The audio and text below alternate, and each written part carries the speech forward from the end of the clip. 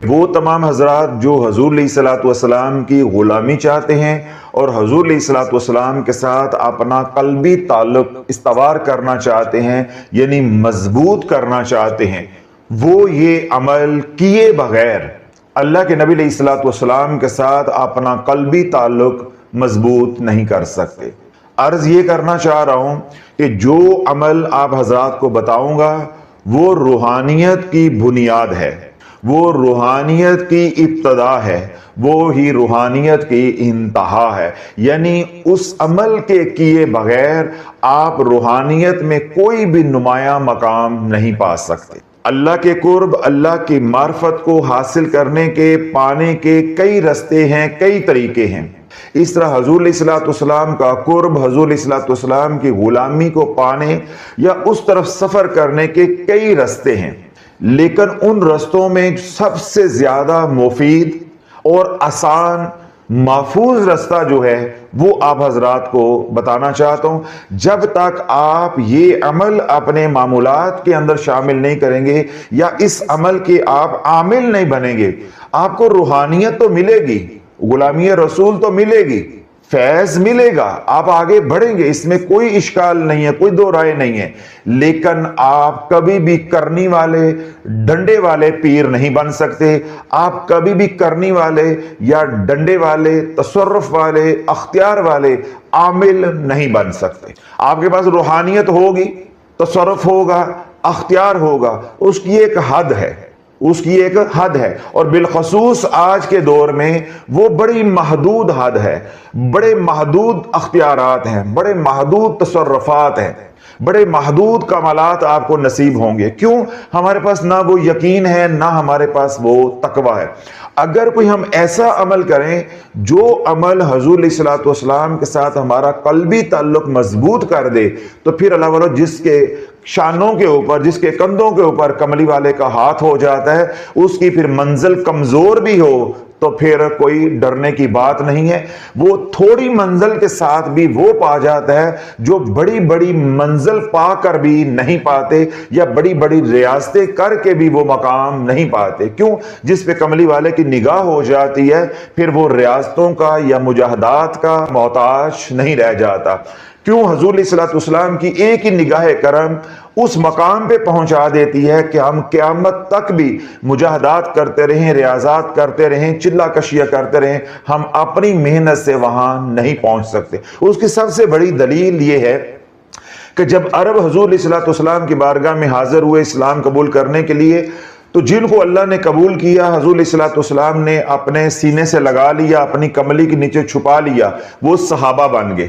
تو ساری امت مل کے بھی، امت کے غوث کتب ابدال مل کے بھی ایک صحابی رسول کا مقام نہیں پا سکتے۔ تو اسی طرح دوران ریاضت، مجاہدہ یا دوران سلوک جس کے اوپر حضور کا کرم ہو گیا، یا وہ چل ایسے رستے پہ پڑا کہ جس رستے پہ کرم ہوتا ہے، تو جب اس پہ کرم ہو گیا تو وہ اس مقام پہ پہنچ جائے گا جس مقام پہ دوسرا صدیاں محنت کر کے بھی نہیں پہنچ سکتا۔ اب عمل میں کیا بتانے جا رہا ہوں کہ اگر آپ نے حضور کا قرب مانگنا ہے، یا آپ حضور کا قرب چاہتے ہیں، حضور علیہ الصلوۃ والسلام کی غلامی چاہتے ہیں، ٹھیک ہے، یا آپ اللہ کا قرب چاہتے ہیں، اللہ کی معرفت چاہتے ہیں، اللہ کی محبت چاہتے ہیں، چاہے آپ کا نریٹو یہ ہے، مقصود یہ ہے، یا کسی تربیت کرنے والے نے آپ کی تربیت کر دی ہوئی ہے،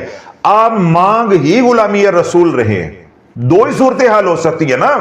کچھ لوگ موحد ہوتے ہیں، ان کی توحید عجیب و غریب قسم کی ہوتی ہے، وہ اللہ کی تو بات کرتے ہیں، حضور کی بات نہیں کرتے، اور کچھ لوگ جو ہے وہ حضور کی بات کرتے ہیں اور اللہ کی بات نہیں کرتے، تو وہ توازن کھو بیٹھتے ہیں۔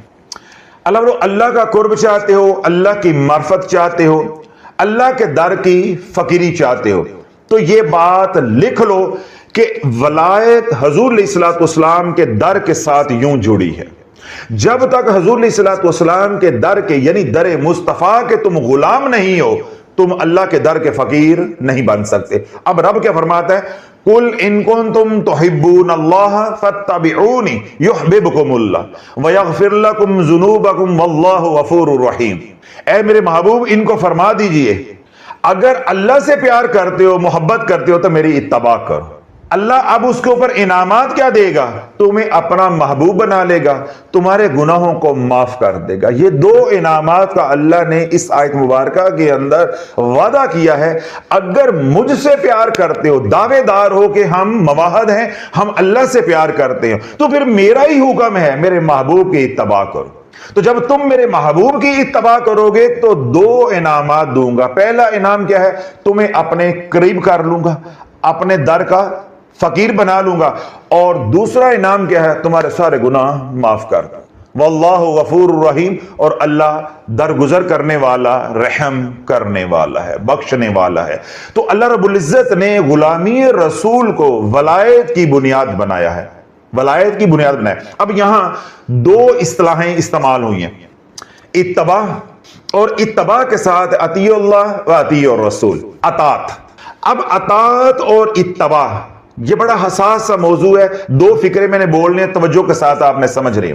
اطاعت اور اتباع دکھنے میں یہ دونوں ایک ہی باتیں ہیں، لیکن ان دونوں میں زمین و آسمان کا فرق ہے۔ اطاعت نہ چاہتے ہوئے بھی ہوتی ہے، اطاعت نہ چاہتے ہوئے بھی ہوتی ہے۔ جس طرح نماز اللہ کا حکم ہے، جب ہم نماز پڑھتے ہیں تو ہم اللہ کی اطاعت کر رہے ہوتے ہیں، یعنی حکم کو مان رہے ہوتے ہیں، لیکن نہ چاہتے ہوئے بھی پڑھ رہے ہوتے، نہ چاہتے ہوئے بھی پڑھ رہے ہوتے۔ لیکن جو اتباع ہے، اتباع ہوگی حضور علیہ الصلوۃ والسلام کی، اور اطاعت بھی حضور علیہ الصلوۃ والسلام کی۔ اللہ کی صرف ہم اطاعت کریں گے، اتباع نہیں ہے۔ تو اطاعت ہم کریں گے حضور کی، وہ ایک الگ معاملہ ہے، وہ چاہتے نہ چاہتے بھی ہو سکتی، لیکن اتباع جو ہے اس کے لیے محبت کا ہونا شرط ہے۔ اتباع کا مطلب یہ ہے کہ حضور کی منشا کو سمجھو، حضور کی رضا کو سمجھو۔ اللہ کے نبی علیہ الصلوۃ والسلام لب کشائی نہیں بھی فرما رہے، جو چاہنے والے ہیں وہ رضا کو سمجھتے جائیں، جیسے کملی والا کر رہا ہے تم بھی کرتے جاؤ، جیسے حضور بیٹھتے ہیں تم بھی ویسے بیٹھو، جیسے چلتے ہیں تم بھی چلو، جیسے کلام فرماتے ہیں تم بھی کلام کرو، ٹھیک ہے۔ اب اللہ کے نبی حکم نہیں بھی دے رہے کہ یوں کرو، تم اپنے آپ کو ان کی اداؤں کے اندر رنگتے جاؤ، اس کا نام ہے اتباع۔ اس کا نام کیا ہے؟ اتباع۔ اتباع میں حکم نہیں دیا جاتا، حکم نہیں دیا، امتی کیا کرتا ہے کہ اپنے محبوب کو دیکھ کے اس کی اداؤں کو اپناتا چاہتا ہے کہ میرا محبوب اس طرح کپڑے پہنتا ہے، اس طرح چلتا ہے، اس طرح بیٹھتا ہے، اس طرح کلام کرتا ہے، اس انداز سے سوتا ہے، اس انداز سے سواری پہ سوار ہوتا ہے، یوں مسکراتا ہے یا یوں روتا ہے۔ جو ادا بھی اس کے سامنے آتی ہے وہ اس ادا کو اپنے دل میں اتار لیتا ہے، پھر دھیرے دھیرے اس کو اپنی زندگی میں شامل کرتا ہے۔ پھر اس کی ادائیں اور محبوب کی ادائیں، محب کی ادائیں اور محبوب کی اداؤں میں کوئی فرق نہیں رہ جاتا، مرشد کی اداؤں اور مرید کی اداؤں میں کوئی فرق نہیں رہ جاتا، آقا کی ادا اور غلام کی ادا میں کوئی فرق نہیں رہ جاتا۔ تو یہ ہے اتباع۔ تو اتباع کے لیے محبت کا ہونا ضروری ہے، اور محبت کے لیے جس کی محبت ہے یا جس سے محبت کرنی ہے اس کے لیے اس کا ذکر ہونا ضروری ہے۔ تو ہم بات کر رہے ہیں حضور علیہ الصلوۃ والسلام کی، تو اگر ہم نے حضور علیہ الصلوۃ والسلام کی اتباع کرنی ہے تو ہمیں ذکر رسول علیہ الصلوۃ والسلام کثرت سے کرنا پڑے گا۔ جو میں بات کہتا ہوں کہ اگر ذکر رسول نہیں ہے تو پھر تم عاشق رسول نہیں ہو، تو جو عاشق رسول نہیں ہے وہ غلام رسول نہیں ہے، تو جو غلام رسول نہیں ہے وہ اللہ کے در کا فقیر نہیں ہے۔ تو یہ ساری باتیں آپس میں یوں جڑی ہوئی ہیں۔ اب کوئی یہ کہے میں غلام رسول ہوں لیکن درود پاک سے بھاگتا ہے، درود پڑھتا نہیں ہے، اللہ کے نبی کا ذکر آتا ہے وہاں سے بھاگتا ہے، ٹھیک ہے۔ ایک خاتون نے مجھے رات کو وائس نوٹ کیا کہ حضرت صاحب میں نے خضری عمل کی زکوٰۃ دی ہے، میرے سارے معاملات ٹھیک ہو گئے، میری ساس آئی، ہم نے محفل میلاد کروائی، اس میں ہم نے اس کو مدعو کیا، بس وہ آگ بگولا ہو گئی، اور اس کا دعویٰ ہے کہ جب میری منشا اور میری رضا یا میرے حکم کے خلاف چلو گے تمہارا میں وہ حشر کروں گی کہ دنیا دیکھے گی۔ اس کے بعد ہمارے گھر کے سارے معاملات دوبارہ سے خراب ہو گئے ہیں۔ یعنی وہ جادوگرنی ہے ساس، اس نے جا کے عمل کیا. اب محفل میلاد میں کیا ہے؟ اللہ کا ذکر ہو رہا ہے، حضور علیہ الصلوۃ والسلام کا ذکر ہو رہا ہے. تو جہاں اللہ اس کے رسول کا ذکر ہوگا وہ شیطان سے برداشت نہیں ہوگا. جس طرح اس نے کہا کہ لا الہ الا اللہ کے ساتھ حضور کا نام آئے گا، یہ تو شرک ہو جائے گا. تو محفل میلاد میں کیا ہوتا ہے؟ اللہ کا ذکر ہوتا ہے، حضور کا ذکر ہوتا ہے، کملی والے کا ذکر ہوتا ہے. تو یہ شیطان سے یا بد عقیدہ لوگوں سے ہرگز برداشت نہیں ہوتا. باقی وہ میلاد جو فی زمانہ چل رہا ہے، ہم تو اس کے قائل ہی نہیں ہیں. ہم تو ذکر رسول کی بات کر رہے ہیں. ہاں ایک اصطلاح ضرور استعمال کر رہا ہوں میلاد کی، کیونکہ اس کے بغیر لوگوں کو سمجھ نہیں آتی. اگر وہ اس پہ بھی آپ کو اعتراض ہے تو ہم محفل ذکر رسول یہ اصطلاح استعمال کر لیتے ہیں، مجلس ذکر رسول یہ اصطلاح استعمال کر لیتے ہیں، جلسہ سیرت النبی صلی اللہ علیہ وسلم یہ اصطلاح استعمال کر لیتے ہیں. جب سیرت النبی کا جلسہ ہوتا ہے اس میں کیا ہوتا ہے؟ اللہ اس کے رسول کا ذکر ہوتا ہے. تو ہمیں اس سے کوئی غرض نہیں ہے کہ میلاد کہنا چاہیے نہیں کہنا چاہیے، میلاد کروانا چاہیے نہیں کروانا چاہیے. ہم کہتے ہیں حضور کا ذکر کرنا چاہیے یا نہیں کرنا چاہیے، اس پہ بات کرو. ہمیں ان باتوں میں نہیں الجھاؤ کہ سیرت النبی کانفرنس جائز ہے ناجائز ہے، میلاد جائز ہے ناجائز ہے. ہمیں ان باتوں میں نہیں الجھاؤ. یہ پیٹ کے پجاریوں کے لیے ہمارے سے بات کر رہی ہیں تو یہ بات کرو کہ اللہ کا ذکر جائز ہے یا ناجائز ہے، حضور کا ذکر جائز ہے یا ناجائز ہے. یہ بات کرو، ہم دلائل دیں گے، ہم تجھے مطمئن کریں گے، اور قیامت تک تو نہ یہ سوال کر سکتا ہے نہ ہی ہمیں جواب دینے کی ضرورت ہے. بات اللہ اس کے رسول علیہ الصلوۃ والسلام کے ذکر کی ہے. بہانہ کوئی بھی ہو، چاہے محفل میلاد کا بہانہ ہو یا سیرت النبی کانفرنس ہو یا سالانہ کوئی اجتماع ہو، کوئی بھی ہو بہانہ، کوئی بھی ہو، کوئی بھی پلیٹ فارم ہو، ہم یہ کہتے ہیں کہ جب تک ذکر رسول علیہ الصلوۃ والسلام نہیں ہوگا ہمارے اندر عشق رسول نہیں آئے گا. عشق رسول نہیں ہے تو غلامی رسول نہیں ہے، غلامی رسول نہیں ہے تو اللہ کے در کی فقیری نہیں ہے، یعنی آپ کو ولایت نہیں مل سکتی. عرض یہ کر رہا تھا کہ اللہ کی معرفت، اللہ کے قرب یا اللہ کی طرف جانے والے راستے لامحدود ہے. اس طرح حضور علیہ الصلوۃ والسلام کی محبت، آپ کا قرب، آپ کی غلامی، آپ کی طرف جانے والے راستے لامحدود ہیں. لیکن کوئی ایک راستہ ایسا بھی ہوتا ہے جو آسان بھی ہوتا ہے اور محفوظ بھی ہوتا ہے. جس طرح ہمارے سلسلہ عالیہ قادریہ شافعیہ کے امام سیدنا شیخ عبد القادر جیلانی رحمت اللہ علیہ فرماتے ہیں کہ میں نے رب کی بارگاہ میں عرض کی کہ یا اللہ تیرے قرب کے راستے کئی ہیں، تیری معرفت کو پانے کے راستے کئی ہیں، تیری طرف بڑھنے کے راستے کئی ہیں.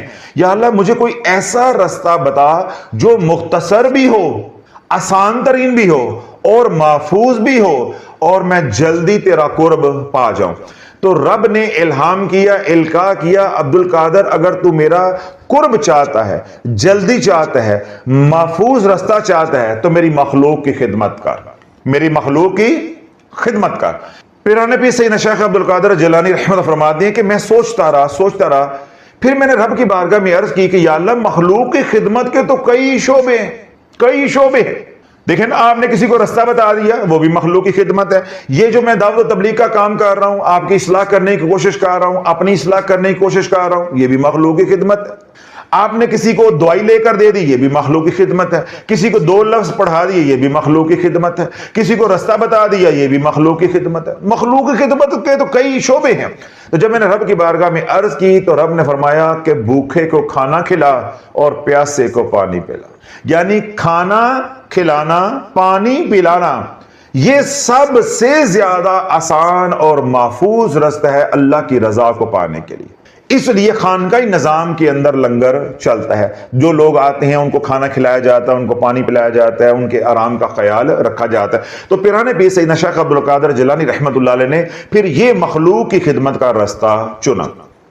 اب یہ ہو گیا اللہ کی طرف کا راستہ. اب ہے دوسرا حضور علیہ الصلوۃ والسلام کی طرف کا راستہ. اب حضور علیہ الصلوۃ والسلام کے قرب کا جو راستہ سب سے زیادہ محفوظ ہے اور سب سے زیادہ آسان ہے اور سب سے زیادہ منور ہے، جس کی نورانیت سب سے زیادہ ہے، اور اگر سالک کامیابی سے سفر کر جاتا ہے تو اس کو وہ تصرف، وہ اختیار یا ولایت کا وہ مقام ملتا ہے جو دوسروں کو نہیں ملتا. وہ راستہ ہے اتباع مصطفیٰ علیہ الصلوۃ والسلام. یعنی جتنی حضور کی اتباع کرو گے، جتنا غلامی میں آگے بڑھتے جاؤ گے، اتنا ہی تمہارے ولایت کے درجے بڑھتے جائیں گے. تو جو راستہ میں آپ کو بتا رہا ہوں، اگر آپ حضور علیہ الصلوۃ والسلام کی غلامی چاہتے ہیں، یعنی ولایت کا اعلیٰ ترین مقام چاہتے ہیں، تو اس کے لیے 2 اذکار ہیں. کیا ہے؟ 2 اذکار. پہلا کیا ہے کہ کوئی بھی عامل ہے، کوئی بھی اللہ کا ولی ہے، کسی بھی صورت کا اس نے ذکر کیا ہوا ہے، ریاضت کی ہوئی ہے، زکوٰۃ دی ہوئی ہے، اس کا عامل بنا ہوا، اس کا فیض لیا ہوا ہے، وہ سارا آنکھوں پہ ہے کیونکہ قرآن ہے. لیکن اگر وہ سورہ مزمل کا عامل نہیں ہے تو اس پہ وہ کرم نہیں ہوتا جو سورۃ مزمل کے اوپر حضور کا کرم ہوتا ہے. سورۃ جن کا وہ عامل ہے اور بڑا ہی کرنی والا عامل ہے، ڈنڈے والا عامل ہے، لیکن سورۃ مزمل کا عامل ہے نہیں ہے. جو حضور کی نظر سورۃ مزمل کے عامل کے اوپر ہوگی یا جو اللہ کا کرم سورۃ مزمل کے عامل کے اوپر ہوگا وہ سورۃ جن والے کے اوپر نہیں ہوگا. یا سورۃ یاسین ہے، سورۃ فلق ناس ہے، کوئی اور سورت ہے، اس عامل کے اوپر وہ کرم نہیں ہوگا جو کرم سورہ مزمل کے عامل کے اوپر ہوگا. جو سورہ مزمل کا عامل ہوگا اس کے اوپر اللہ بھی کرم کر رہے ہیں اور حضور علیہ الصلوۃ والسلام بھی نگاہ کرم فرما رہے ہیں. پہلی بات. دوسرا ذکر یا دوسری بات یہ ہے کہ جو کثرت سے درود پاک پڑے گا اس کے اوپر اللہ کا بھی کرم ہوگا اور حضور علیہ الصلوۃ والسلام کی بھی توجہ آئے گی. کیوں؟ رب کیا فرماتا ہے؟ ان اللہ و ملائکتہ یصلون علی النبی. اللہ خود درود بھیج رہا ہے، اس کے تمام فرشتے بھی بے شک درود بھیج رہے. تو جو عمل اللہ کر رہا ہے اس سے بڑھ کر یا اس سے افضل عمل نہیں ہے. تو جو شخص سورہ مزمل اور درود پاک ان دو اذکار کو پکڑ لے گا پھر اللہ والوں اس کو کسی تیسرے ذکر کی ضرورت نہیں رہ جائے. یعنی میں نے واضح کر دیا اگر تو اللہ کی طرف بڑھنا ہے تو مخلوق کی خدمت کرو. اور خدمت میں سے کون سی خدمت؟ بھوکوں کو کھانا کھلاؤ، پیاسے کو پانی پلاؤ، ضرورت مند ہے ان کی ضرورتیں پوری کرو. یہ سب سے آسان اور محفوظ رستہ ہے جس رستے پہ ڈکیتی نہیں ہوتی، ایمان نہیں چھنتا، راہزن جو ہے وہ گمراہ نہیں کرتے، لوٹتے نہیں ہیں. حضور کی طرف بڑھنا ہے تو سورہ مزمل اور درود پاک یہ دو کا جو مجموعہ ہے، دو اذکار لے کے چلو گے تو تمہارا رستہ آسان ہو جائے گا. تم بد عقیدہ لوگوں سے بچتے رہو گے. وہ لوگ جو فیض یاب ہوئے ہیں ان کی نگاہ تمہارے اوپر رہے گی، وہ چوکیدارا کریں گے. یعنی ادھر جانا ہے، حضور کی طرف بڑھنا ہے تو سورہ مزمل اور درود پاک، اللہ کی طرف بڑھنا ہے تو مخلوق کی خدمت. تو ہم نے اللہ کی طرف بڑھنا ہے، ہماری منزل کیا ہے؟ اللہ. لیکن وہ منزل ملتی ہے وایا حضور علیہ الصلوۃ والسلام. جو کہتا ہے کہ نہیں بس مخلوق کی خدمت کرتے جاؤ، ادھر جانے کی ضرورت نہیں، وہی تو گمراہ ہے. وہی تو گمراہ ہے. وہ توحید پرست ہو کے گمراہ ہو گیا. اسے معلوم ہی نہیں ہے کہ اللہ کا قرب، اللہ کی معرفت وایا در مصطفیٰ علیہ الصلوۃ والسلام ہے. کیوں رب نے قرآن اتارا ہے؟ قل ان کنتم تحبون اللہ فاتبعونی یحببکم اللہ. اللہ کا قرب، اللہ کی محبت ملنی اسی صورت میں ہے جب در مصطفیٰ کی غلامی ہو. یہ سیدھا سیدھا ہو ہی نہیں سکتا، یہ سیدھا سیدھا نہیں ہے. یہ پہلے ایسے جائے گا در مصطفیٰ پہ، پھر سیدھا ہوگا. جب مالک سیدھا کروائیں گے تو سیدھا ہوگا. اللہ والو جب اس رستے پہ چلنا ہے تو ہم نے دو اذکار کو لے کر چلنا ہے. ایک ذکر ہے درود و سلام کا اور دوسرا ذکر ہے سورہ مزمل کا. اب سورہ مزمل کیسے پڑھنی ہے، درود پاک کیسے پڑھنا ہے اور درود کون سا پڑھنا ہے، یہ عمل آپ توجہ کے ساتھ سن لیں. اگر آپ کو میری پہلی بات سمجھ آ گئی ہے کہ جب تک ہم حضور علیہ الصلوۃ والسلام کے غلام نہیں بنتے ہم اللہ کے در کے فقیر نہیں بن سکتے. اب ہم بات کریں گے کہ کون سے اعمال کریں جن سے حضور علیہ الصلوۃ والسلام کی غلامی بآسانی مل جائے، بالخصوص آج کے دور میں. تو اس کے لیے میں نے دو اعمال بتائے ہیں، ایک ہے سورہ مزمل اور دوسرا ہے درود پاک. پہلے بات کرتے ہیں سورہ مزمل پہ. چاند کی 13، 14، 15 رات کو جو یعنی راتیں ہیں، اس میں آپ نے پہلے سورہ مزمل کی زکوٰۃ ادا کرنی ہے. یعنی آپ نے اپنے سفر کی جو ابتدا ہے وہ یہاں سے شروع کرنی ہے. سورہ مزمل کی زکوٰۃ کن راتوں میں ادا کریں گے؟ چاند کی جو تاریخیں ہوتی ہیں 13، 14، 15، یعنی 13 کی رات، 14 کی رات اور 15 کی رات.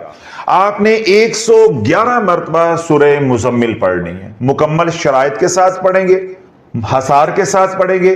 اور اگر آپ کو شرائط کا علم نہیں، کیونکہ یہ میں پہلے بھی بتا چکا ہوں، سورہ مزمل کی جب زکوٰۃ دیں گے تو آپ مضبوط حصار کریں تو سب سے بہتر ہے. اور اگر آپ حصار نبوی علیہ السلام کر لیتے ہیں تب بھی چلے گا. لیکن میں آپ کو یہی مشورہ دوں گا کہ زکوٰۃ کا معاملہ بڑا حساس ہوتا ہے، اس لیے مضبوط حصار کریں. वो तमाम हजरात जो आज पहली बार सुन रहे हैं या सोशल मीडिया पे पहली बार सुन रहे हैं, आप यूट्यूब पे जाएं, लिखें खिजरी अमल डॉक्टर हामिद शाफी, वो सामने आ जाएगा। आप लिखें हसार नबवी अलैहिस्सलाम डॉक्टर हामिद शाफी, दोनों सामने आ जाएंगे। दोनों बयानात छोटे छोटे, उनको सुने, समझे आपको कौन सा करना आसान लग रहा है। लेकिन मैंने वाज़ेह भी कर दिया कि खिजरी अमल करोगे तो वो ज्यादा महफूज है, वो ज्यादा ताकतवर हसार है। हसार नबी अलैहिस्सलाम करोगे वो महज हसार है, लेकिन वो मजबूत है क्योंकि अल्लाह के नबी अलैहिस्सलाम ने तलकीन फरमाया है, इसलिए वो हसार भी चलेगा। इन दोनों में से जो आप मुंतखब कर लेते हैं, 13 तारीख की रात को आपने एक वक्त का तयन कर लेना है और हसार करके 111 मरतबा सूरह मुजम्मिल पढ़ेंगे। हर बार बिस्मिल्लाह शरीफ के साथ पढ़ेंगे, अव्वलो आखिर 11 बार दुरूद इब्राहिम पढ़ेंगे। ठीक हो गया। पानी आपने पास रख लेना है, खुशबू आपने पास रख लेनी है, तस्बीह आपने अपने पास रख लेनी है। आज जो खुशबू आप इस्तेमाल करेंगे तादम मौत अब यही खुशबू चलेगी। जोन सी मर्जी खुशबू इस्तेमाल करें आपके ऊपर है, जोन सी मर्जी तस्बीह इस्तेमाल करें, लक्कड़ की करें, संदल की करें, या वो आजकल जो काउंटर आता है वो इस्तेमाल करें। It is all up to you, ये आपके ऊपर है, कोई इसमें सख्ती नहीं है। सिर्फ शराइत क्या है, एक वक्त का तयन करना है, एक लिबास होगा, एक ही खुशबू होगी, ठीक है, और तादाद भी एक ही चलेगी 111। हर बार बिस्मिल्लाह शरीफ के साथ अव्वलो आखिर 11 बार दुरूद इब्राहिम होगा। और पहले आप हसारे नबवी करेंगे और बेहतर है कि आप पहले हसार खिजरी अमल का करेंगे। ये मुख्तसर सी शराइत है, कोई जलाली जमाली परहेज इसके साथ नहीं है। अब आपने 3 दिन की ये ज़कात अदा करनी है, लेकिन इस 3 दिन की ज़कात के साथ ही आपने दुरूद पाक की भी 3 दिन की ज़कात अदा करनी है। और दुरूद पाक मैं कह रहा था कौन सा चलेगा, जब हमने रास्ते को आसान करना है तो दुरूद पाक चलेगा, दुरूद ताज। दुरूद ताज आप पढ़ेंगे, सूरह मुजम्मिल आप पढ़ेंगे 111 बार और दुरूद ताज आप पढ़ेंगे 41 बार। कितनी बार? 41 बार। 41 बार दुरूद ताज और 111 बार आपने सूरह मुजम्मिल पढ़नी है। पढ़ के पानी पे दम करें, पानी वो पिए, घर में छिड़कें, घर में कोई बीमार है उसे पिलाएं। इस तरह घर में जादू के असरात हैं, घर में लड़ाई झगड़े रहते हैं, घर में बीमारी है, अपने घर पे छिड़कें। कारोबार की जगह वहां बंदिश है, माली तंगदस्ती है, तो वहां पानी ले जाएं, वहां आप छिड़कें। अगर घर में कुछ ज्यादा बीमार है तो उसको उस पानी के साथ आप नहलाएं, पानी बढ़ाते जाएं सादा पानी डाल के और उसको इस्तेमाल करवाएं। 3 दिन का ये अमल है।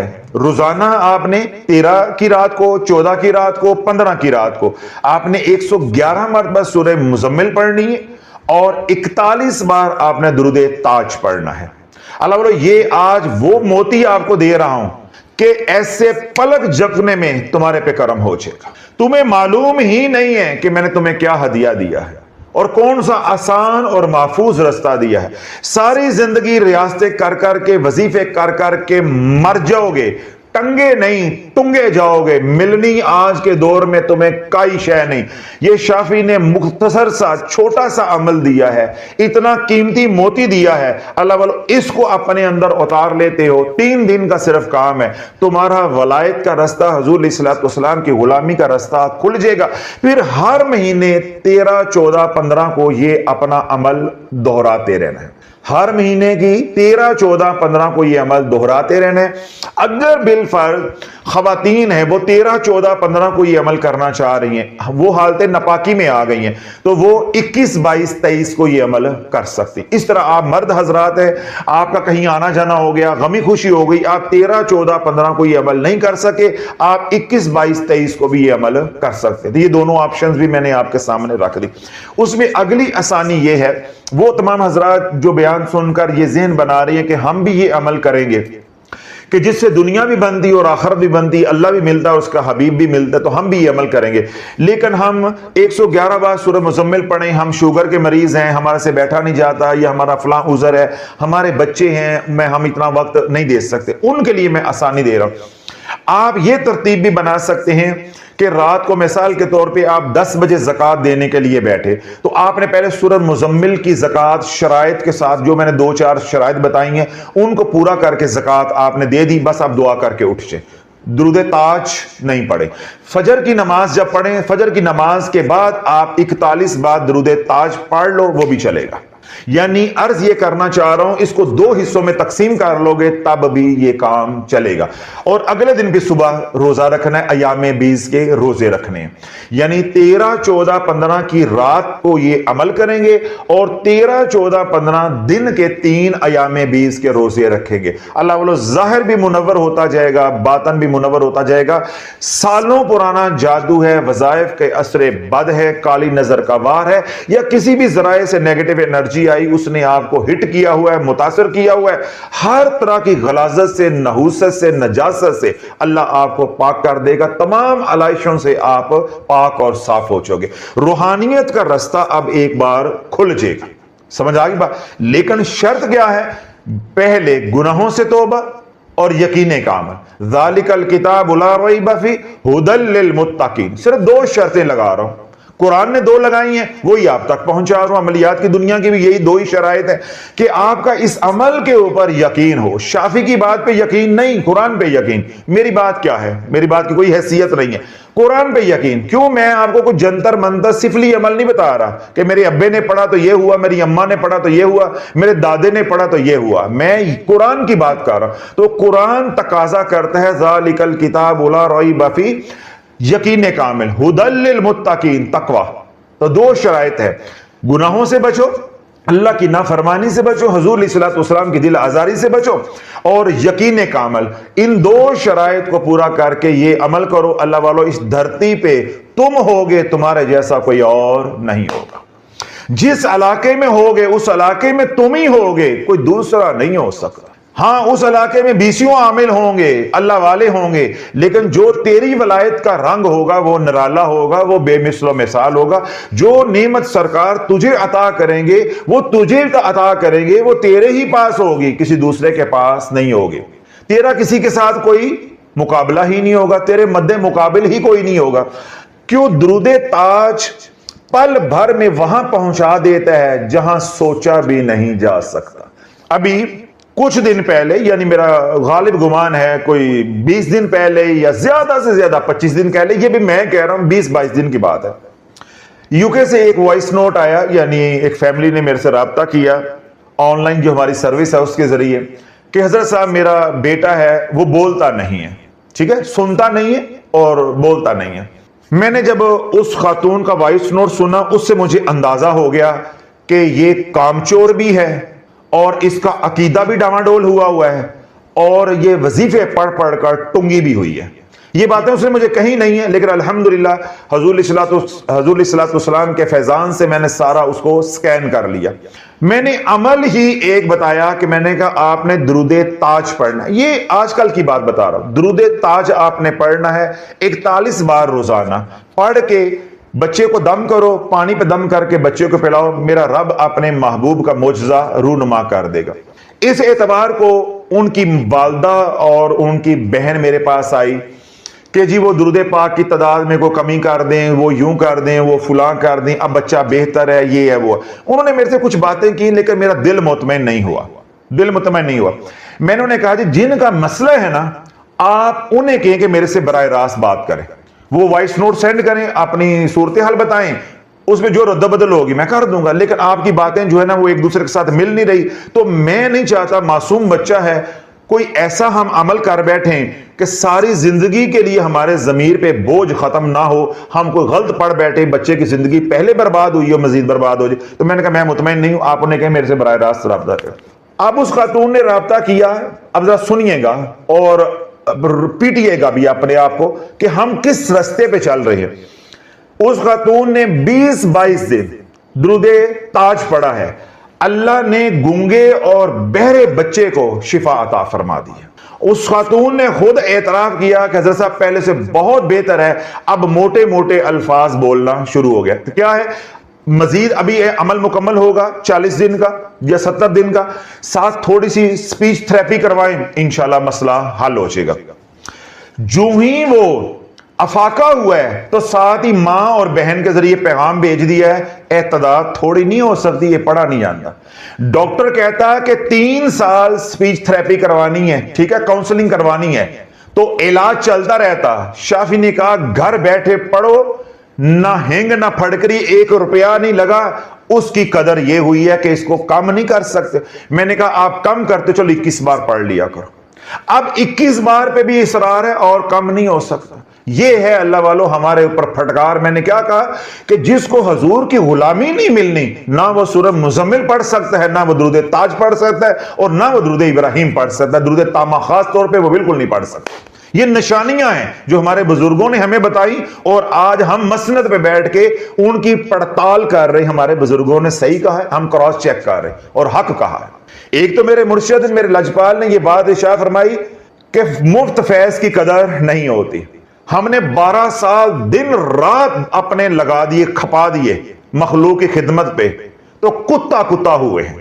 کتا لفظ بھی چھوٹا ہے، اس سے کوئی بڑا اور برا اور گندا غلیظ حقیر لفظ نہیں ہے جو میں اپنے لیے استعمال کروں۔ مفت فیض کی قدر یہ ہے، یعنی جو آیا ہم نے نمازا، جو آیا نمازا ہے، سوائے کتا کے ہمیں کچھ نہیں ملی۔ اور جن کو ہم نے ٹونگ کے رکھا ہے وہ کہتے ہیں شافی نال دا ماں نے جمعی کوئی نہیں، حالانکہ میں خود کہہ رہا ہوں کہ ہم نے ان کو ٹونگ کے رکھا ہے۔ وہ کیا کہتے ہیں؟ شافی نال دا ماں نے جمعی نہیں۔ اور جس پہ آتے میں نے کرم کر دیا ہے اس نے سوائے کتا اپنے آپ کو کروایا اور ساتھ ہمیں بھی کروایا، خود بھی رولے ہیں اور ہماری نسبت کو بھی رولا ہے، خود بھی اپنے دروازے بند کیے ہیں اور ہمیں بھی ساتھ مروایا ہے۔ اب مجھے بتاؤ کہ جو شخص 41 بار درود تاج پڑھتا ہے، اس کے گھر سے اتنی بڑی پریشانی ختم ہو رہی ہے۔ کسی کی اولاد کا گونگا ہونا، بہرا ہونا، اللہ والو سوچو ذرا، اور اس کو شفا گھر بیٹھے بغیر پیسہ خرچ کیے مل رہی ہے، اور وہ اس کی قدر کیا ہو رہی ہے؟ کم کر دو، 21 بار پڑھ لو اور کم کر دو۔ وہ جی وقت نہیں ملتا۔ پھر اگلی بے قدری، اگر شرم آ جائے تو اللہ سے توبہ کر لینا کہ یا اللہ اس بدبختی سے مجھے محفوظ فرما۔ اگلی کیا ہے؟ حضرت صاحب یہ جو درود تاج ہے، چلو وہ جتنا آپ کہہ رہے ہیں اتنا میں پڑھتی رہوں گی، لیکن کسی وقت نہیں ملتا، کم زیادہ ہو جائے تو کوئی مسئلہ تو نہیں ہوگا؟ اچھا جی، اس کا بھی جواب دے دیا۔ اچھا اگلی بات یہ ہے کہ کوئی پریشانیاں آ جائیں، مصیبتیں آ جائیں، کوئی تکلیف آ جاتی ہے تو مجھے پڑھنے کے لیے کوئی اور ورد بتا دیں۔ کتھے جاواں تے منجی کتھے ڈاواں، یعنی تیرے بچے کے اوپر جو مصیبت آئی یہ مصیبت نہیں تھی، یہ پریشانی نہیں تھی۔ جو درود تاج اپنا معجزہ ظاہر کر رہا ہے، دنیا کی اور کوئی پریشانی تیرے اوپر آ جاتی، کیا وہاں یہ نہیں چلے گا؟ آگے کیا کہنے لگی؟ حضرت صاحب پہلے میں رسالے والے پیر کے بہت وظائف کرتی تھی، مجھے بہت نفع ہوا۔ میں کہ ہاں نفع ہوا، یہ تجھے نفع ہوا، تیری عقل نہیں کام کر رہی۔ میں نے یا رحمان یا رحیم کا وظیفہ پڑھا، مجھے یہ نفع ہوا، یہ ہوا۔ آپ بھی مجھے کوئی اعمال بتا دیں، میں وہ کر لوں، یا جو میں پہلے اعمال کرتی تھی وہ دوبارہ شروع کر لوں۔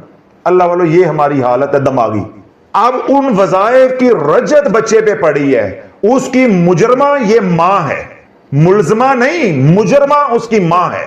کل اس بچے کو شافی کے بیان سن کے بات سمجھ آ جاتی بڑے ہو کے کہ میں زبان سے محروم ہوا ہوں کہ ماں کی غلطیوں کی وجہ سے، میں سننے کی سماعت کی قوت سے محروم ہوا ہوں تو ماں کی بے وقوفیوں کی وجہ سے۔ مجھے بتاؤ اس بچے کے دل میں ماں کے لیے محبت کے جذبات رہ جاتے؟ تو ماں مجرمہ ہے، بات نہیں سمجھ رہی کہ میرے غلط وظائف کی رجت پڑی ہے تو میرا بچہ سننے اور بولنے کی قوت سے جو ہے یا دولت سے محروم ہو گیا۔ لیکن پھر وہ کیا کہہ رہی ہے؟ میں اگر آپ کہیں تو میں پہلے والے وظائف شروع کر لوں، یا پھر مجھے آپ کوئی وظیفہ دے دیں۔ جب آپ نے یہ پیکج لے لیا سورہ مزمل کا، درود تاج کا، پھر زندگی بھر آپ کوئی وظیفہ نہیں کر سکتے۔ کوئی بھی وظیفہ کرو گے اس کے ساتھ کوئی ٹانکا، کوئی ٹوچ لگاؤ گے، پھر ٹنگے نہیں ٹنگے جاؤ گے، اور اللہ اتھے ٹنگے گا جتھے تیری نسلوں دی نگاہ بھی نہ پہنچ سکے۔ تو کہاں ٹنگیا ہوا ہے؟ ایسا تجھے اللہ مثال عبرت بنا کے رکھ دے۔ کیوں؟ جب توہین اس درجے کی ہوگی تو سزا بھی پھر اسی درجے کی ہوگی۔ جب رستہ اتنا شارٹ کٹ اور قرب والا ہے، اللہ نہ کرے جو اس رستے سے دھتکارا گیا، پھر یہ نہیں ہے کہ یہ والی لائن توڑ کے اس لائن میں لگ جائے۔ تو نادرا کے دفتر کے باہر نہیں کھڑا، یا پی اے اے کی لائنیں نہیں بنی ہوئی تو ادھر سے نکلے گا وہ یہ لائن ہے نا، وہ والی لائن، او کاؤنٹر اوٹے تھوڑے بندے اور چلا دے جا کے۔ پاکستانی ہے نا، سوچ ہماری ہے یہ لائن چھوٹی ہے، یہ توڑ کو ادھر لگ جو۔ ادھر یہ کام نہیں ہے، ادھر ایسے ہوا تو 12 سال۔ جو روحانیت کے مسافر ہیں ان سے پوچھو کہ میں کیا بول گیا ہوں۔ ادھر تو نے لائن توڑی، ایسے ایسے ہوا تو 12 سال۔ یا ان سے پوچھو جو رجت میں پھنسے ہوئے ہیں، وہ تھوڑا سا نکلتے ہیں پھر واپس آ جاتے ہیں، نکلتے ہیں پھر واپس آ جاتے ہیں۔ روحانیت میں تو اتنا شیخ نے فرما دیا، اللہم صلی علی سیدنا محمد وعلی آل سیدنا محمد وبارک وسلم۔ حضرت سیدنا انس بن مالک رضی اللہ عنہ روایت کرتے ہیں کہ غزوہ تبوک کے موقع پر ہم مدینہ پاک اور تبوک کے درمیان قیام پذیر تھے کہ صبح کا سورج طلوع ہوا تو صبح کے سورج کی جو روشنی تھی وہ معمول سے زیادہ تیز تھی، یعنی جو سورج ہے وہ معمول سے زیادہ روشن تھا، زیادہ منور تھا۔ لیکن کچھ دیر کے بعد سورج کی روشنی ماند پڑنا شروع ہو گئی، یعنی سورج جو ہے وہ متغیر ہونا شروع ہو گیا۔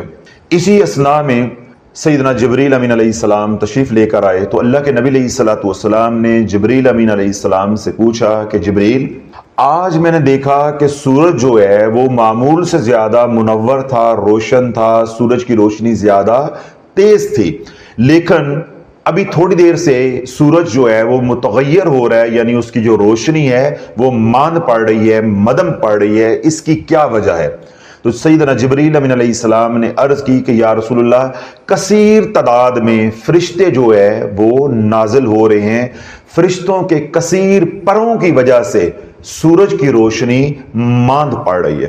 تو اللہ کے نبی علیہ السلام حیرت زدہ ہوئے اور آپ نے پوچھا کہ اتنی کثیر تعداد میں فرشتے کیوں جو ہے وہ زمین پہ اتر رہے ہیں کہ ان کے پروں نے سورج کی روشنی کو ماند کر دیا ہے، سورج کی روشنی کو ڈھانپ دیا ہے، اس لیے سورج کے اندر تغیر جو ہے وہ آ گیا ہے۔ تو اللہ کے نبی علیہ السلام کی بارگاہ میں جبریل امین علیہ السلام نے عرض کی کہ یا رسول اللہ، سیدنا معاویہ رضی اللہ عنہ کا انتقال مدینہ پاک میں ہو گیا ہے۔ یہ سیدنا امیر معاویہ نہیں ہے، یہ دوسرے صحابی رسول ہے۔ تو سیدنا معاویہ کا مدینہ پاک میں انتقال ہو گیا ہے، تو یہ تمام فرشتے اللہ کے امر سے نماز جنازہ میں شریک ہونے کے لیے، شامل ہونے کے لیے، سیدنا معاویہ کی نماز جنازہ پڑھنے کے لیے اتر رہے ہیں۔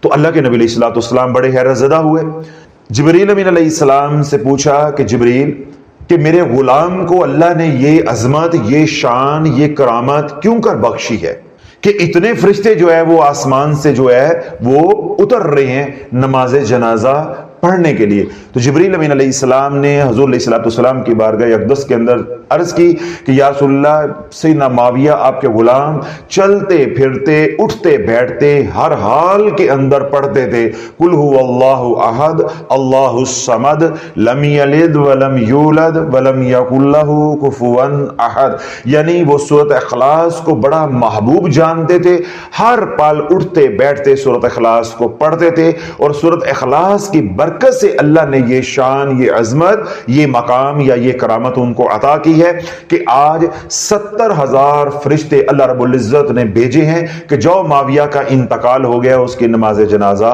پڑھو یا نماز جنازہ میں شریک ہوں۔ جب اللہ کے نبی علیہ السلام نے یہ بات سن لی تو سیدنا جبریل امین علیہ السلام نے حضور علیہ السلام کی بارگاہ اقدس میں عرض کی کہ یا رسول اللہ، اگر آپ پسند فرمائیں، آپ اجازت عنایت فرمائیں تو میں زمین کو سمیٹ دوں اور آپ نماز جنازہ پڑھ لیں، یعنی اپنے غلام کا نماز جنازہ پڑھ لیں۔ تو اللہ کے نبی علیہ السلام نے اسبات میں جواب دیا، یعنی ہاں میں جواب دیا۔ تو سیدنا جبریل امین علیہ السلام نے اپنے دونوں پر کھولے، ان کو زمین پہ مارا، زمین سکڑ گئی اور حجابات ہٹ گئے۔ اب وہ سیدنا معاویہ رضی اللہ عنہ کی جو میت ہے وہ مدینہ پاک میں ہے، اور حضور علیہ السلام مقام تبوک سے تھوڑا سا پہلے ہیں اور مدینہ پاک سے باہر ہیں، یعنی مدینہ پاک اور تبوک کے درمیان میں ہیں۔ سمجھ آ رہی بات؟ مدینہ پاک اور تبوک کے درمیان میں ہے، یعنی آج کے دور میں آپ سمجھے تو تقریباً 90 کلومیٹر جو ہے حضور علیہ السلام مدینہ پاک سے باہر تھے۔ تو اللہ رب العزت نے اپنی قدرت کاملہ سے جبریل امین علیہ السلام کے پر مارنے کے اوپر زمین کو سمیٹ دیا، حجابات کو ہٹا دیا۔ اب سیدنا معاویہ کی جو میت ہے، جسد خاکی جو ہے وہ سامنے پڑا ہوا ہے، اور پیچھے 70,000 فرشتے صفے باندھ کے نماز جنازہ پڑھنے کے لیے کھڑے ہیں۔ حضور علیہ السلام نے سیدنا معاویہ کی نماز جنازہ پڑھی۔ اللہ والو، یہ اعزاز سیدنا معاویہ کو جو حاصل ہوا ہے کہ اللہ کے نبی علیہ الصلوۃ والسلام نے مقام پہ نہ ہوتے ہوئے بھی، مقیم نہ ہوتے ہوئے بھی، حالت سفر کے اندر مسافر کے طور پہ بھی نماز جنازہ پڑھی ہے۔ اور پھر دوسرا اعزاز اللہ رب العزت نے کیا دیا ہے کہ اللہ نے فرشتوں کو اتارا ہے کہ جاؤ میرے معاویہ کا، میرے محبوب کے غلام کا انتقال ہو گیا ہے، اس کی نماز جنازہ جا کر پڑھو۔ تو یہ سب انعامات یا یہ سب مقامات یا یہ عظمت جو ہے یہ کس کی بدولت ملی ہے؟ قل هو اللہ احد اللہ الصمد لم یلد ولم یولد ولم یکن لہ کفوا احد۔ اگر کہو تو ایک روایت اور سنا دو۔ حضور علیہ الصلوۃ والسلام مدینہ پاک سے باہر تشریف فرما ہے، یعنی شہر نبی جو ہے مدینہ المنورہ جو ہے اس سے باہر جو ہے وہ تشریف فرما ہے۔ ایک نماز جنازہ، ایک میت جو ہے وہ گزری، یعنی جنازہ جو ہے وہ گزرا، تو جو جنازے کے لواحقین تھے وہ دوڑے حضور علیہ الصلوۃ والسلام کی بارگاہ اقدس میں آئے اور آ کر عرض کی کہ یا رسول اللہ نماز جنازہ تو پڑھا دیں۔ تو اللہ کے نبی علیہ الصلوۃ والسلام نے پاس بیٹھے صحابہ کو حکم دیا کہ جاؤ جا کر تحقیق کرو کہ میت کے ذمے کوئی قرض تو نہیں ہے، کوئی واجب الادا رقم تو نہیں ہے۔ تو صحابہ گئے اور انہوں نے جا کے جب تحقیق کی، پوچھ گچھ کی، تو معلوم ہوا کہ میت کے ذمے 4 درم قرض ہے، مقروض ہے، واجب الادا رقم 4 درم ہے۔ آ کر اللہ کے نبی علیہ الصلوۃ والسلام کو یہ اطلاع دی تو حضور علیہ الصلوۃ والسلام نے فرمایا کہ تم جاؤ جا کر نماز جنازہ اپنے بھائی کی پڑھو، نماز جنازہ میں شریک ہو جو، میں نماز جنازہ نہیں پڑھاؤں گا۔ یعنی بحیثیت نبی اللہ کے نبی علیہ الصلوۃ والسلام نے انکار کر دیا کہ جس کے ذمے کوئی قرض ہو جب تک قرض ادا نہیں ہو جاتا میں نماز جنازہ نہیں پڑھا سکتا۔ جب اللہ کے نبی علیہ الصلوۃ والسلام نے نماز جنازہ پڑھانے سے انکار کر دیا تو اللہ والو فوراً جبریل امین علیہ السلام حضور علیہ الصلوۃ والسلام کی بارگاہ اقدس میں حاضر ہوئے اور آ کر عرض کی کہ یا رسول اللہ رب نے سلام بھیجا ہے، سلام قبول فرمائیں اور نماز جنازہ پڑھانے کی تیاری کریں۔ اللہ کیا فرما رہا ہے کہ نماز جنازہ پڑھانے کی آپ تیاری کریں اور اعلان کر دیں کہ جو اس نماز جنازہ میں شریک ہوگا میں اس کو بھی بخش دوں گا، اس کے گناہوں کو بھی معاف کر دوں گا۔ یا رسول اللہ اس میت کے ذمے جو 4 درم قرض تھا اللہ نے مجھے حکم دیا ہے میں وہ ادا کر آیا ہوں، اب اس میت کے ذمے کوئی رقم واجب الادا نہیں ہے، اس لیے آپ اٹھیے، تیاری کیجئے اور نماز جنازہ پڑھائیں اور آپ کے غلام بھی اس میں جو ہے وہ شرکت کریں، یعنی نماز جنازہ پڑھیں اور آپ یہ اعلان کر دیں، یہ بشارت دے دیں اپنے غلاموں کو کہ جو اس نماز جنازہ میں شریک ہوگا اللہ اس کے گناہوں کو معاف فرما دے گا۔ حضور علیہ الصلوۃ والسلام کملی والے حیرت زدہ ہوئے، اللہ کے نبی علیہ الصلوۃ والسلام نے پوچھا کہ جبریل یہ مقام اس کو کیسے مل گیا؟ تو جبریل امین علیہ السلام نے عرض کی کہ یا رسول اللہ یہ روزانہ 100 بار قل هو اللہ احد اللہ الصمد لم یلد ولم یولد ولم یکن لہ کفوا احد، یعنی 100 بار روزانہ یہ سورۃ اخلاص پڑھتا تھا۔ یہ وہ سورت ہے جس میں رب کی توحید کو بیان کیا گیا ہے، اللہ کی صفات کو بیان کیا گیا، اللہ کی تعریف و توصیف اس کے اندر ہے، اللہ کی الوہیت ربوبیت کا ذکر اس کے اندر ہے، اس لیے اللہ رب العزت کو یہ اب صورت بہت محبوب ہے۔ تو جب کوئی یہ پڑھتا ہے جو اس صورت کو محبوب بنا لیتا ہے پھر وہ بھی اللہ کا محبوب بن جاتا ہے۔ اس لیے اللہ کے نبی علیہ الصلوۃ والسلام نے ارشاد فرمایا جس نے رات سونے سے پہلے 100 بار قل هو اللہ احد دائیں کروٹ لیٹ کر پڑھی، پڑھتے پڑھتے بے شک درمیان میں 50 بار پڑھی، 25 بار پڑھی، 70 بار پڑھی، 90 بار پڑھی، سو گیا، آنکھ لگ گئی، کوئی اس کے اوپر قدغن نہیں ہے، دائیں کروٹ لیٹ کے باوضو سورۃ اخلاص قل هو اللہ احد اللہ الصمد لم یلد ولم یولد ولم یکن لہ کفوا احد 100 بار پڑھی۔ اللہ کے نبی علیہ الصلوۃ والسلام نے ارشاد فرمایا کل قیامت کا دن میدان محشر میں جب وہ آئے گا رب اس کو مخاطب کر کے ارشاد فرمائے گا کہ اے بندے تو دنیا میں دائیں کروٹ لیٹ کر سورۃ اخلاص پڑھتا رہے، اب دائیں طرف سے جنت میں داخل ہو جا، تیرا کوئی حساب نہیں ہے، نہ تیرا نامہ اعمال دیکھوں گا اور نہ ہی تجھے پل صراط پہ ڈگمگانے دوں گا، بس تو بغیر حساب کے جنت میں داخل ہو جا۔ اب فرشتے کیا کریں گے؟ اپنے پروں پہ بٹھائیں گے، پل صراط اس کو پار لگائیں گے اور جنت میں داخل کر دیں گے۔ یہ انعام کس کے لیے ہے؟ جو رات سونے سے پہلے 100 مرتبہ قل هو اللہ احد اللہ الصمد لم یلد ولم یولد ولم یکن لہ کفوا احد ہر بار بسم اللہ شریف کے ساتھ پڑھے گا، اس کو یہ انعام ملے گا۔ اب یہ احادیث کی روشنی روشنی کے اندر جو سورۃ اخلاص کی فضیلت ہے وہ میں نے بیان کر دی ہے۔ یہ کسی بابے کا، کسی ملنگ کا، کسی رسالے کا، کسی کتاب کا عمل نہیں ہے کہ میں جھوٹے فضائل جو ہے اس کے پاؤں باندھ کے بیان کروں تاکہ آپ یہ عمل کرنے پہ تیار ہو جائے۔ اب یہاں تک بات سمجھ آ گئی۔ اب اللہ رمضان مبارک کی مبارک گھڑیاں ہیں، گھر میں مالی تنگ دستی ہے، گھر میں جادو ہے یا قرض ہے، اس نے آپ کو اتنا جکڑ لیا ہوا ہے کہ کوئی قرض اترنے کے اسباب پیدا نہیں ہو رہے، بیٹیوں کی شادیاں کرنی ہیں، وقت آ گیا ہے، کوئی اسباب نہیں ہے، یا وقت طے ہو گیا ہوا ہے، تاریخ طے ہو گئی ہوئی ہے، لیکن جہیز کے لیے، کھانے کے لیے، انتظامات کے لیے روکڑا نہیں ہے، کوئی رقم نہیں ہے۔ گھر میں جادو ہے، وہ نہیں ٹوٹتا، جادو ٹوٹتا ہے پھر جادو ہو جاتا ہے، بندش کھلتی ہے پھر بندش لگ جاتی ہے۔ گھر سے بیماریاں نہیں نکلتی، ایک بیمار جب اٹھتا ہے تو دوسرا بیمار ہو جاتا ہے یا دوسرا بستر پہ لیٹ جاتا ہے۔ اس طرح گھر کے اندر لڑائی جھگڑے ہیں، فساد ہے، یا نظر بد ہے وہ کھائے جا رہی ہے، یا باہر کے معاملات ہیں، کاروبار کے معاملات ہیں وہ بگڑے ہوئے ہیں، یا گھر کے معاملات ہیں وہ ٹھیک نہیں ہیں، کسی طرح کے مسئلے نے آپ کو پریشان کیا ہوا، جس طرح بیٹیوں کے مسائل ہوتے ہیں، اولاد کے مسائل ہوتے ہیں، لڑکوں کے مسائل ہوتے ہیں، ان کے روزگار کے مسائل ہوتے ہیں، کسی طرح کے مسئلے نے اللہ والو آپ کو جکڑا ہوا ہے، تو میں نے تھوڑے دن پہلے بیان کے اندر اس راز کو فاش کیا تھا، آپ حضرات تک اس بات کو پہنچایا تھا کہ سلسلہ عالیہ چشتیہ کی جو ولایت ہے وہ سورۃ اخلاص کے زیر اثر چلتی ہے۔ یعنی سلسلہ عالیہ چشتیہ کے جتنے بھی بزرگان چلے آ رہے ہیں آج تک، ان کا جو فیضان ہے یا ان کی ولایت کا جو اثر ہے یا ان کی ولایت کا جو نور ہے وہ سارے کا سارا فیضان ہے سورۃ اخلاص کا۔ کیوں کہ جو سلسلہ علیہ چشتیہ کی جو ولایت ہے وہ زیر اثر ہے سورۃ اخلاص کے، قل هو اللہ احد اللہ الصمد لم یلد ولم یولد ولم یکن لہ کفوا احد۔ اس لیے حضرت بابا فرید رحمۃ اللہ علیہ 14,000 مرتبہ روزانہ قل هو اللہ احد پڑھتے تھے۔ حضرت بابا فرید رحمۃ اللہ علیہ 14,000 مرتبہ روزانہ قل هو اللہ احد اللہ الصمد لم یلد ولم یولد ولم یکن لہ کفوا احد، یعنی یہ سورہ مبارکہ جو ہے یہ پڑھتے تھے۔ جب قطب الدین بختیار کاکی جو بابا فرید کے مرشد ہیں، تو قطب الدین بختیار کاکی کے جو مرشد ہیں وہ کون ہیں؟ حضرت خواجہ معین الدین چشتی اجمیری رحمۃ اللہ علیہ۔ اور خواجہ معین الدین چشتی اجمیری رحمۃ اللہ علیہ کے ہادی اور مرشد کون ہیں؟ عثمان ہارونی۔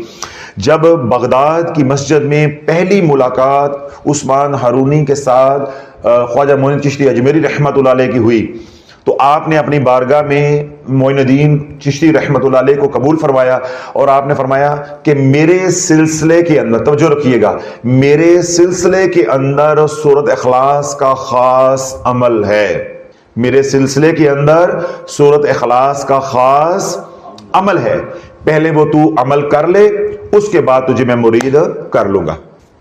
تو آپ نے فرمایا کہ وہ کون سا عمل ہے جو میں نے کرنا؟ آپ نے فرمایا کہ وہاں بیٹھ کے میرے سامنے 1000 مرتبہ سورۃ اخلاص پڑھو، 1000 مرتبہ سورۃ اخلاص پڑھو۔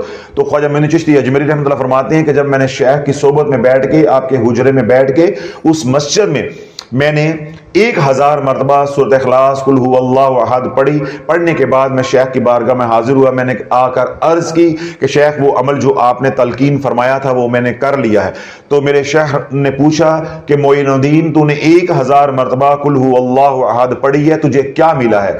تو آپ فرماتے ہیں کہ میں نے عرض کی کہ میں جو دنیا کے اندر جو کچھ بھی ہے، یعنی جو اس دنیا کے اندر چرند پرند ہے اس کو بھی دیکھ رہا ہوں، جنات ہیں ان کو بھی دیکھ رہا ہوں، پوری دنیا میں بسنے والے انسان ہیں ان کو بھی دیکھ رہا ہوں، کسی کے اوپر جادو ٹونا نظر بد ہے ان کو بھی میں دیکھ رہا ہوں، ساری مخلوق اس دھرتی کے اوپر یوں ہے جیسے میری ہتھیلی کے اوپر سرسوں ہو۔ میں اپنی ہتھیلی کے اوپر اس ساری مخلوق کو اس دھرتی کے اوپر جو بس رہی ہے اس کو دیکھ رہا ہوں۔ تو معین الدین چشتی رحمۃ اللہ علیہ فرماتے ہیں کہ میرے شیخ نے فرمایا کہ منزل ملی ہے، منزل مل گئی ہے، لیکن جو چاہتے تھے وہ ابھی وہ مقام نہیں ملا، لہٰذا تو اس عمل کو لٹا، دوبارہ جو ہے وہ اس عمل کو کر۔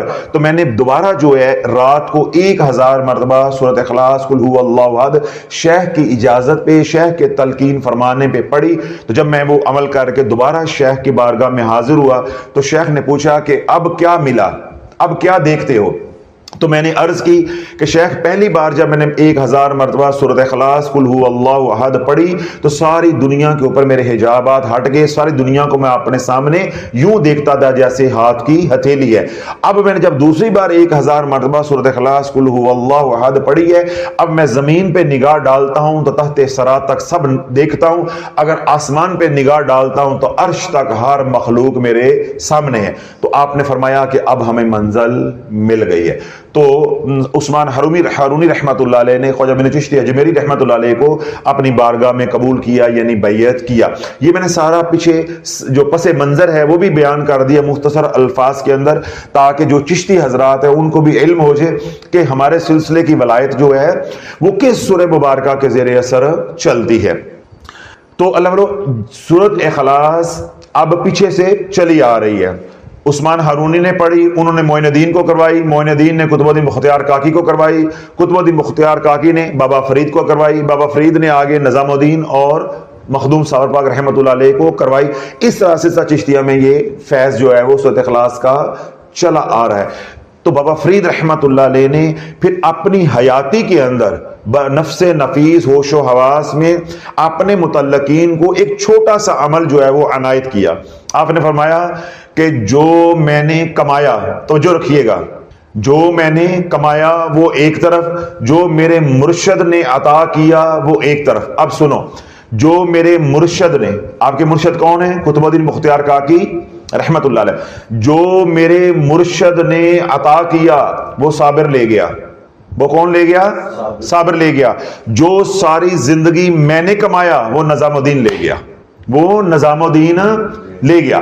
تو پھر آپ نے فرمایا کہ جو ساری زندگی میں نے ریاضت کی یعنی سورۃ اخلاص کی، اب میرا کوئی بھی متعلقین میں میرا کوئی بھی مرید جو ہے، میرے مریدین سالکین میں سے کوئی بھی 71 مرتبہ سورۃ اخلاص کو بسم اللہ شریف کے ساتھ 90 دن پڑھے گا تو اللہ وہی مقام اس کو عطا کرے گا جو مجھے 1000 پڑھنے پہ ملا تھا، وہی مقام اس کو اللہ عطا کرے گا جو بعد میں 1000 پڑھنے پہ مجھے ملا تھا۔ یعنی کمائی ہم نے کی ہے، محنتیں ہم نے کی ہیں، تم صرف اتنی سی محنت کر لو کہ 71 بار روزانہ پڑھ لو، اللہ وہ مقام دے دے گا جو عثمان ہارونی کے ہاتھ کے اوپر مرید ہو کے مجھے 1000 بار پڑھ کے ملا تھا۔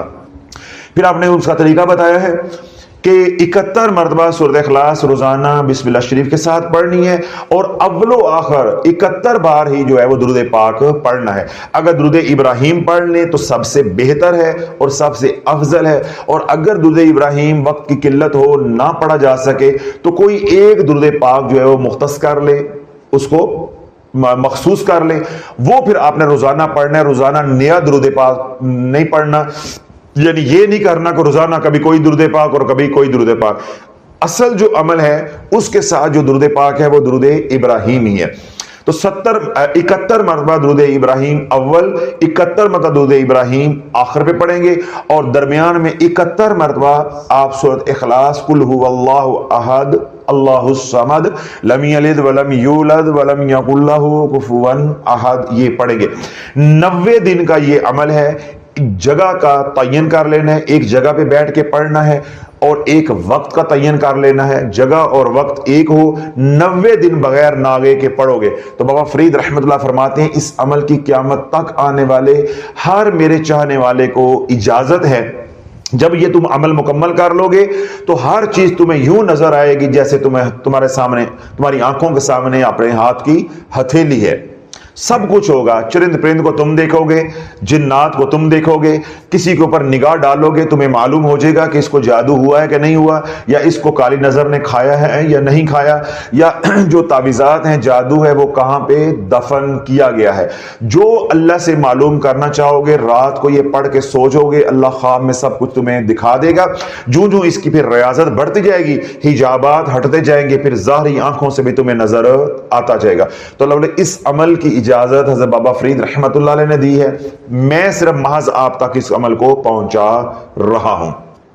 تو آپ میں سے وہ تمام حضرات جو مالی تنگ دستی کا شکار ہیں، گھریلو لڑائی جھگڑوں کی وجہ سے پریشان ہیں، بیٹیوں کے رشتوں کی وجہ سے پریشان ہیں، بیماریوں کی وجہ سے پریشان ہیں، جادو کی وجہ سے پریشان ہیں، کہتے ہیں جی بار بار جادو ہو جاتا ہے، تو اللہ والو ایک کڑوی گولی نگل لو، پی کاٹ لو، 90 دن کا یہ عمل ہے، ایک وقت کا جو ہے وہ تعین کر لو، ایک جگہ کا تعین کر لیں، وہاں بیٹھ کے 90 دن 3 مہینے آپ نے سورۃ اخلاص قل هو اللہ احد اللہ الصمد لم یلد ولم یولد ولم یکن لہ کفوا احد، اگر آپ درود ابراہیم کے بجائے کوئی چھوٹا درود پاک پڑھ لیتے ہیں تو اللہ والو یہ کل جو ہے صرف 10 منٹ کا 15 منٹ کا عمل ہے، 10 منٹ درود پاک پڑھنے پہ لگیں گے اور 5 منٹ آپ کے لگیں گے سورۃ اخلاص پڑھنے پہ، 15 منٹ کا کل عمل ہے۔ اور اگر آپ درود ابراہیم کے ساتھ پڑھتے ہیں جیسے بابا فرید رحمۃ اللہ علیہ نے تلقین فرمایا تو پھر نفع بھی زیادہ ہوگا، تو پھر لگے گے آپ کے 25 منٹ، کتنے لگے گے 25 منٹ، 71 بار 10 منٹ میں آپ درود پاک پڑھو گے، پھر 71 بار آپ 10 منٹ میں درود پاک پڑھو گے، 5 منٹ درمیان میں سورۃ اخلاص پڑھو گے، اور اگر تھوڑی سی رفتار کم ہے تو آدھے گھنٹے کا عمل ہے، آدھے گھنٹے کا ایک عمل کر لو، ساری مصیبتوں سے جان چھوٹ جائے گی، رزق کی بندش ہے تو دور ہو جائے گی، صحت کی بندش ہے تو دور ہو جائے گی، روحانی بندش لگی ہے تو وہ دور ہو جائے گی، رجت نے آپ کو کھپایا ہے، مارا ہے، رجت میں پھنس چک گئے ہیں، ابھی رجت کے آثار نمودار ہو رہے ہیں، تو یہ اتنے عمل کے ساتھ اس کا بھی علاج ممکن ہے، اس کا بھی علاج جو ہے وہ ہو جائے گا۔ اس طرح بیٹیوں کے رشتے نہیں ہو رہے تو یہ عمل جو ہے بیٹیاں بھی کریں، والدین بھی جو وہ کر سکتے ہیں، بیٹوں کے روزگار کا مسئلہ ہے تو بیٹے بھی یہ عمل کریں، ان کے والد